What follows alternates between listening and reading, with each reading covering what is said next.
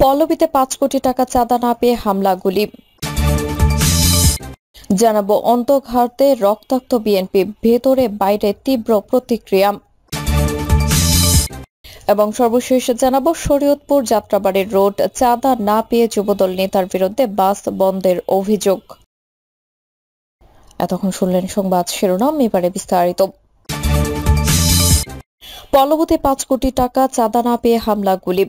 চাঁদার টাকা না দেওয়ায় পুরান ঢাকায় এক ভাঙাড়ি ব্যবসায়ীকে নৃশংসভাবে হত্যা নিয়ে দেশ জুড়ে ক্ষোভ বিক্ষোভের মধ্যে রাজধানীর পল্লবীতে একই কারণে একটি ব্যবসা প্রতিষ্ঠানে সন্ত্রাসী হামলার ঘটনা ঘটেছে।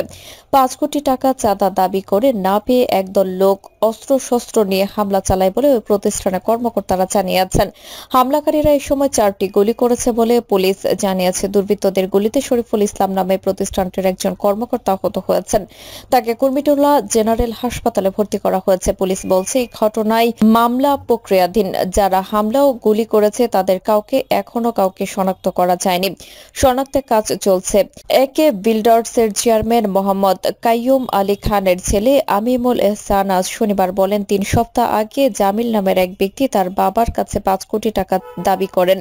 টাকা না দেওয়ায় 2 দফায় তাদের প্রতিষ্ঠানে হামলা করে সিসি ক্যামেরা সহ অনেক কিছু নিয়ে যায় সন্ত্রাসীরা। গতকাল 30 থেকে 40 জন সন্ত্রাসী এসে তাদের প্রতিষ্ঠানে হামলা করে।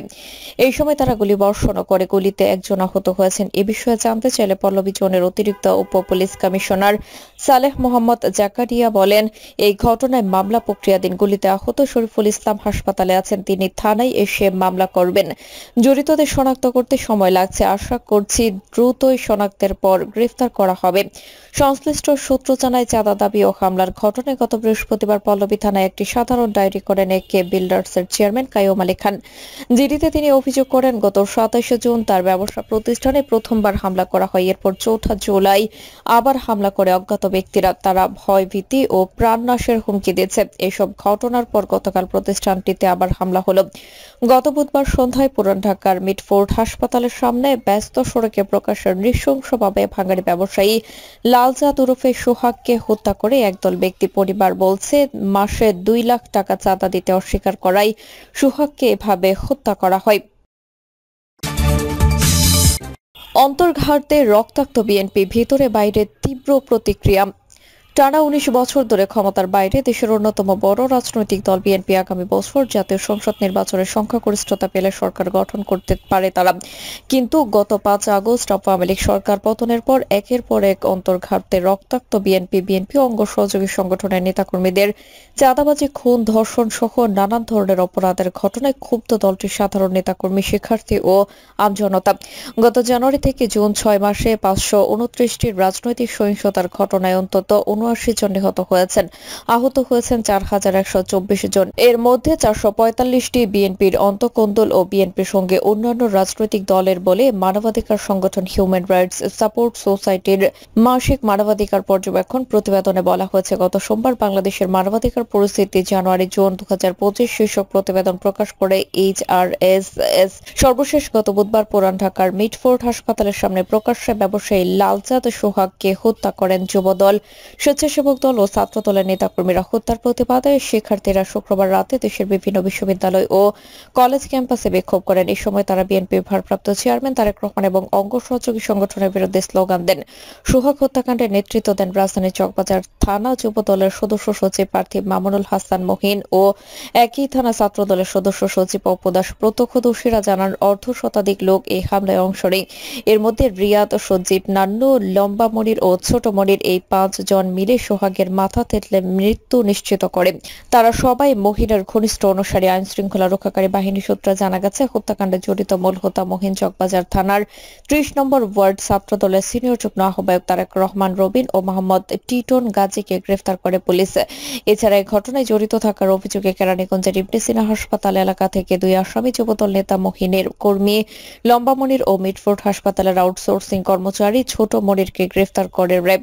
এ নিয়ে মোট 5 জনকে গ্রেফতার করা হয়েছে, তবে এজাহারভুক্ত অন্যান্য আসামিরা এখনো পলাতক, তাদের ধরতে অভিযান চলছে।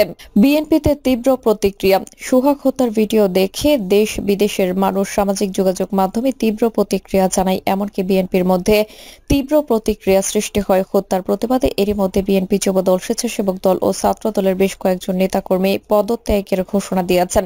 সাবেক ছাত্রদল নেতা মামুন খান সরাসরি সামাজিক মাধ্যমে ভিডিও বার্তায় বলেন, 24 ঘন্টার মধ্যে অপরাধীদের কমিটি ভেঙে না দিলে আমরা গুলশানে চেয়ারপারসনের রাজনৈতিক কার্যালয় উপমুখে মার্চ করব। হত্যাকাণ্ডের ঘটনায় উদ্বেগ প্রকাশ করে তীব্র নিন্দা জানিয়েছেন বিএনপির মহাসচিব মির্জা ফখরুল ইসলাম আলমগীর। শুক্রবার গণমাধ্যমে পাঠানো এক বিবৃতিতে তিনি বলেন, এই পৈশাচিক ঘটনা কেবল একটি জীবনহানি নয়, এটি রাষ্ট্রীয় নিরাপত্তা, নাগরিক অধিকার ও আইন শৃঙ্খলা রক্ষায় গভীর হতাশার বহিঃপ্রকাশ। আমাদের সংগঠনের নীতি, আদর্শ ও রাজনীতির সঙ্গে সন্ত্রাস এবং বর্বরতার কোনো সম্পর্ক নেই।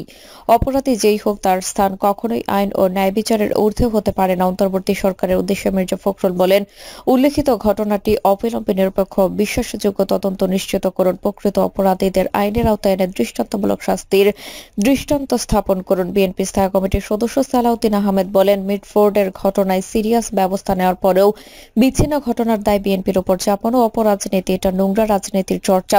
সালাউদ্দিন আহমেদ বলেন, বিএনপি ও এর অঙ্গ সহযোগী সংগঠন কোনো অপরাধীকে কখনো প্রশ্রয় দেয় না, কোনোদিন দেবেও না। এক্ষেত্রে বিএনপির অবস্থান জিরো টলারেন্স। সোহাগ হত্যার ঘটনায় যুবদল, স্বেচ্ছাসেবক দল ও ছাত্র দলের অভিযুক্ত সদস্যদের আজীবন বহিষ্কার করা হয়েছে বলে জানিয়েছেন বিএনপি। যুবদলের কেন্দ্রীয় সভাপতি আব্দুল মোনেম মুন্না ও সাধারণ সম্পাদক নুরুল ইসলাম নয়ন এক বিবৃতিতে জানিয়েছেন, এই ঘটনায় করা মামলার আসামি যুবদলের কেন্দ্রীয় নির্বাহী কমিটির সাবেক সহ জলবায়ু বিষয়ক সম্পাদক রজব আলী পিন্টু ও ঢাকা মহানগর দক্ষিণ যুবদলের যুগ্ম আহ্বায়ক সাবাহ করিম লাকিকে প্রাথমিক সদস্য পদ সহ দল থেকে আজীবনের জন্য বহিষ্কার করা হয়েছে। এই অবস্থা কেন বিএনপি নেতাকর্মীদের সঙ্গে কথা বলে জানা গেছে, দীর্ঘদিন ক্ষমতার বাইরে থাকার কারণে কেন্দ্র ও তৃণমূলের মধ্যে যোগাযোগ বিচ্ছিন্ন হয়ে আছে। স্থানীয় নেতৃত্ব কার্যত স্বেচ্ছাচারী হয়ে উঠেছে। সাধারণত নেতাকর্মীদের কোনো অপরাধের ঘটনা ভাইরাল হলে বা ভিডিও ছড়িয়ে পড়লে দোষীদের বহিষ্কার করা হচ্ছে, কিন্তু এর বাইরেও অনেক ঘটনা ঘটছে। অপরাধীদের বিরুদ্ধে ব্যবস্থা না নেওয়া বা দলীয় প্রভাবশালী নেতাদের চাপে পদক্ষেপ না নেওয়ার সংস্কৃতি অপরাধ প্রবণতাকে উৎসাহিত করেছে। নাম প্রকাশ না করার শর্তে বিএনপির কয়েকজন নেতাকর্মী জানান, নৈতিকতা নয়, পেশি শক্তি ও অর্থ এখন বিএনপির পদ বন্টনের মাপকাঠি। এ কারণে আদর্শিক কর্মীরা কোণঠাসা হয়ে পড়েছেন। শেখ হাসিনা দীর্ঘ দমন পীড়নের ফলে বিএনপির অনেক নেতাকর্মী অস্তিত্ব রক্ষার নামে অপরাধকে হাতিয়ার বানাচ্ছেন। এছাড়া বহিরাগত দুর্বৃত্তদের অনুপ্রবেশ দলের অভ্যন্তরীণ সংঘাত ভয়াবহ রূপ নিচ্ছে।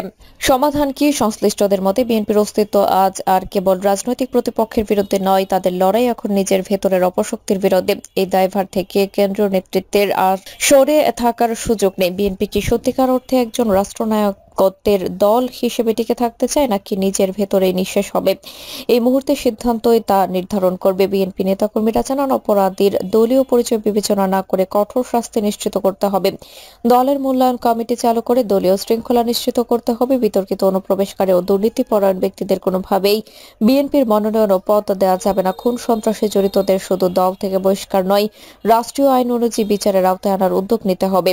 নেতৃত্ব কি বলছে? বিএনপির সহ দপ্তর সম্পাদক তাইফুল ইসলাম টিপু বলেন, আমরা গঠনতন্ত্র অনুযায়ী ব্যবস্থা নিচ্ছি, প্রয়োজনে আরো কঠোর হবে। চেয়ারপারসনের উপদেষ্টা অ্যাডভোকেট সৈয়দ মোয়াজ্জেম হোসেন আলাল বলেন, বলে দুষ্ট ও সুবিধাভোগীদের জায়গা নেই। প্রিয় দর্শক, এই ছিল এখনকার সর্বশেষ সংবাদ। আপডেট সব সংবাদ পেতে চ্যানেলটি সাবস্ক্রাইব করে বেল আইকনটি ক্লিক করে রাখুন।